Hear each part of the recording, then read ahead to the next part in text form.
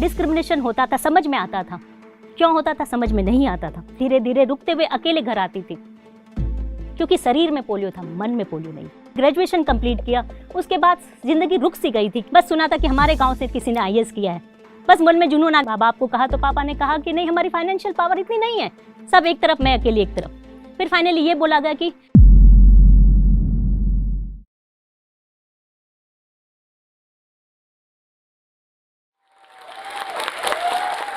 घायल परिंदा है तू, दिखला दे जिंदा है तू, तुझमें है हौसला, तेरे जुनून के आगे अंबर पनाहे मांगे, कर ले जो तू फैसला। ये लाइनें कुछ मुझे भी सूट करती है।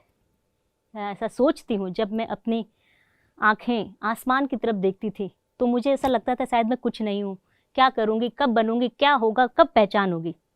मैं Sarika Jain, chartered accountant, IRS, deputy commissioner of income tax, posted in Mumbai. सुनने को बहुत अच्छा लगता है, पर ये जर्नी इतनी आसान नहीं थी। बहुत धीरे धीरे चली, बहुत उतार चढ़ाव, ऊपर नीचे जाती रही, पता नहीं फ्यूचर क्या होगा। 2 साल की उम्र में पोलियो हो गया। एक ऐसे शहर में जन्मी, काटावांजी, उड़ीसा का एक छोटा सा कस्बा, Orthodox Marwari family, joint family, जहाँ पे माँ बाप को भी नहीं पता ये पोलियो क्या होता है। डॉक्टर्स को लगा मलेरिया है, इंजेक्शन दे दिया, 50% बॉडी काम करना बंद कर दिया। 1.5 साल तक कोमा की स्थिति पे बेड पे पड़ी रही। माँ ने हार नहीं मानी, बाप ने हार नहीं मानी। उन्होंने कहा नहीं, हम बच्चे का केयर करेंगे, मालिश किए, हर नीम हकीम सबके पास लेके गए, पर पता नहीं आगे फ्यूचर क्या होगा। 4 साल की एज में मैं चलना वापस से सीखी, लड़खड़ाते हुए, गिरते हुए, भागते हुए आगे फिर से मैं चलना शुरू किया। स्कूल के लिए जब वो परेशान हुए, एडमिशन नहीं मिल रहा था, कोई भी स्कूल इस बच्चे को लेना नहीं चाहता था। समहाउ कहीं एक स्कूल में एडमिशन मिला। बहुत ज़्यादा तो स्कूल की बातें याद नहीं आती, पर इतना याद आता है कि बहुत संघर्षपूर्ण था, मेरे लिए आसान नहीं था। स्कूल जाती थी, रास्ते में कुछ बच्चे खेलते होते तो वो चिढ़ाते थे, लड़खड़ाते थे, एक्ट करते थे और पत्थर भी मारते थे। इग्नोर करती थी या उधर नहीं देखती थी। ऐसा लगता अगर आज मैंने इनको देख लिया, अपने आप को रोक लिया, तो मैं कभी आगे नहीं बढ़ पाऊंगी। वो 4 किलो का बस्ता, वो 1 किलो का टिफिन, वो 1 किलो का पानी बोतल आज भी याद आता है। जब मैं निकलती थी स्कूल से घर जाने को, लंबा सा सफर लगता था, कोई साथ चलने को तैयार नहीं होता था। धीरे धीरे रुकते हुए अकेले घर आती थी, क्योंकि शरीर में पोलियो था, मन में पोलियो नहीं। कभी आवाज भी नहीं उठाई, नहीं कभी मम्मी पापा ने समझा कि ऐसी कोई प्रॉब्लम होती है, क्योंकि उनके लिए मैं कोई डिसेबल बच्चा नहीं था, एक नॉर्मल बच्चा था। एक नॉर्मल बच्चे की तरह ट्रीट करते थे। डिस्क्रिमिनेशन होता था, घर पे तो नहीं हुआ, डिस्क्रिमिनेशन होता था, समझ में आता था। क्यों होता था समझ में नहीं आता था। डिस्क्रिमिनेशन आज भी होता है, समझ में आता है। क्यों होता है समझ में नहीं आता है। उस समय फर्क पड़ता था और आज फर्क नहीं पड़ता है। स्कूल की पढ़ाई कंप्लीट हुई, आगे डॉक्टर बनने की इच्छा थी। माँ बाप को कहा तो पापा ने कहा कि नहीं, हमारी फाइनेंशियल पावर इतनी नहीं है। क्या बोलते कैसे बच्चे को, किस तरीके से डिसेबल बच्चे को वो बाहर भेजते, नहीं भेज सकते, तो उनकी मजबूरी थी। समहाउ मैंने कॉमर्स लिया, जो एक कॉलेज था छोटे से गांव पे, वहाँ कॉमर्स की पढ़ाई कंप्लीट की, ग्रेजुएशन कंप्लीट किया। उसके बाद जिंदगी रुक सी गई थी, क्योंकि एक डिसेबल बच्चा की जिंदगी कहाँ तक रहेगी। ग्रेजुएशन, एक आम लड़की, एक मारवाड़ी लड़की, जो ट्रेडिशन होता है या तो कॉलेज करो और शादी कर दो, यहाँ तो शादी का कंडीशन ही नहीं था। सब थक चुके थे कि अब तो कुछ होना नहीं है, मान चुके थे ये लड़की अब घर पे रहेगी। 4 साल में घर पे रही, पर मुझे एक ही सपना आता था, मैं पढ़ाई करूंगी। किस तरीके से करूंगी पता नहीं था। रात को रोज नींद पे यही आता था कि मैं पढ़ रही हूँ, मेरे टीचर मुझे पढ़ा रहे हैं, पर असंभव से था। किसी को बोलने से वो मानता नहीं था ऐसा भी कभी हो सकता है। 2 बड़ी बहनें थी, वो हमेशा सपोर्ट करती थी, सारिका ये समय बदल जाएगा, हिम्मत रख, पर सोच नहीं पाते थे ये हिम्मत कब आएगी, कैसे होगा। 4 साल के बाद अपॉर्चुनिटी मिली कि आप सीए का एग्जाम दे सकते हो, लेकिन घर पे बैठ के दे सकते हो। मैंने बोला बहुत अच्छी बात है, मैं करूंगी कोशिश। जिस समय सीए की पढ़ाई शुरुआत की ना, तो मुझे डेबिट समझ में आता था, क्रेडिट समझ में आता था, मैं भूल चुकी थी अकाउंट्स। फिर भी कोशिश किया, घर पे बैठ के 1 महीना कोशिश की। वहां से उस समय 30 या 40 बच्चे ने गांव से एग्जाम दिया था, मैंने टॉप किया। माँ बाप को साहस आया कि बच्ची कुछ कर सकती है, इसे पढ़ने का और मौका देना चाहिए। आगे पढ़ने के लिए मैं शहर गई। शहर पे इतना बड़ा शहर था, पहली बार तो मैं 1000 बच्चों को देखा। कहाँ छोटे से गांव में 50 बच्चों के साथ पढ़ी हुई। बहुत मेहनत की, ऐसा नहीं कि जिंदगी में स्ट्रगल नहीं करना पड़ा, पर मुझे कभी समझ में नहीं आया कि स्ट्रगल क्या होता है। वो आम लोगों को दिखाई देता कि हमारा शरीर काम नहीं देता, लेकिन मन में कभी नहीं था। मन से अगर हार जाती तो मैं आज हार जाती।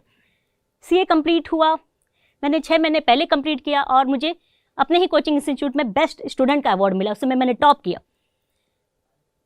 वहाँ के टीचर ने 3 साल के बाद मुझे पहली बार बोला कि सारिका तुम्हें देख के हमेशा एक बात याद आती थी, जब ऐसी लड़की पढ़ने आती थी तो हमें लगता था कि हमारा 100% देना पड़ेगा।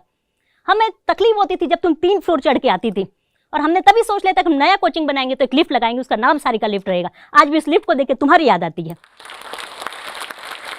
आज भी हम अपने बच्चों को प्रेरणा देते सिर्फ सीए नहीं बनना, हमें सारिका जैसे बनना है। सीए बन गई, घर पे खुशी का माहौल छा गया, क्योंकि किसी ने इतनी पढ़ाई नहीं की थी हमारे घर पे। तभी मन में एक ख्याल आया कि किसी ने मुझे ट्रेन पे बताया ऐसी बातों बातों में कि आईएएस कोई चीज़ होती है। मैंने कभी कोई ऑफिसर नहीं देखा था, कभी किसी से बात नहीं की थी, बस सुना था कि हमारे गांव से किसी ने आईएएस किया है। बस मन में जुनून आ गया। मैंने पूछा क्या होता है आईएएस, क्या करना पड़ता है इस आईएएस बनने के लिए? कुछ नहीं, बस पढ़ना होता है। तो मैंने बोला हाँ, मेरे पास कैपेसिटी है पढ़ने की, मैं कोशिश करूँगी। सीए बनने के बाद घर गई, घर वाले खुश थे, अब लड़की घर आएगी, हम कोई जॉब दे देंगे, कोई ऑफिस खोल देंगे, बैठ के काम करेगी। मैंने बोला नहीं पापा, मुझे आईएएस बनना है। घर पे पंचायत बैठ गई कि लड़की को शायद भूत चढ़ गया है, कैसी बहकी बातें कर रही है, हमारी जैसी फैमिली के बच्चे आईएएस बन सकते हैं? हम सादे लोग हैं, हम लोग नहीं कर सकते। ऑफिसर कैटेगरी अलग होती, वो इंटेलिजेंट होते हैं। मैंने बोला नहीं, मुझे पढ़ने की इच्छा है। OR SR पास किया गया, SR तो छोड़ो, OR भी पास नहीं हुआ, सब एक तरफ, मैं अकेली एक तरफ। फिर फाइनली ये बोला गया कि ठीक है, लड़की पढ़ने की तो इच्छा जाहिर कर रही है और तो कुछ नहीं, कोशिश करने देते हैं, पढ़ लेगी, पास तो उसे होना नहीं है। 1.5 साल का समय देते हैं। घर पे पढ़ा 2-3 महीना, सब उनको समझ में आया कि लड़की मेहनत बहुत कर रही है लेकिन हो नहीं रहा है।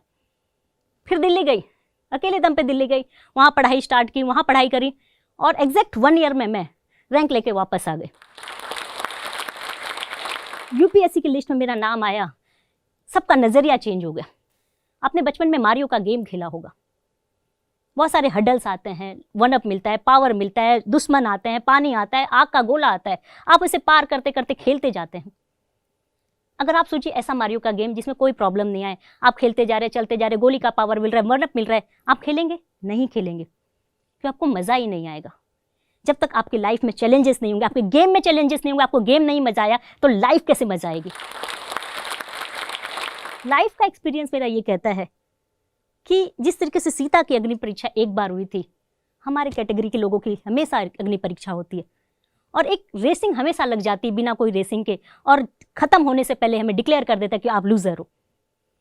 पर आपको डिसाइड करना है, या मुझे खुद को डिसाइड करना है, या मैंने खुद डिसाइड किया कि नहीं, ये मेरा अंत नहीं है। मैं बचपन से क्विक डिसीजन रही हूँ, मैं सोच लेती कि मुझे ये करना है तो मैं करके रहती थी, चाहे वो भीड़ से अलग होता है। भीड़ हमेशा क्रिटिसाइज़ करता है कि क्यों कर रही हो, पगला गई हो। जब मैं सीए से आईएएस बनने का सोचा तो भी लोगों ने यही कहा, तुम्हें पता है तुम सीए भी नहीं रहोगी, आईएएस भी नहीं रहोगी। पर मुझे आज तक के सर्वे में लोगों ने कहा कि you are the first CA in lady officer जो become income tax deputy commissioner.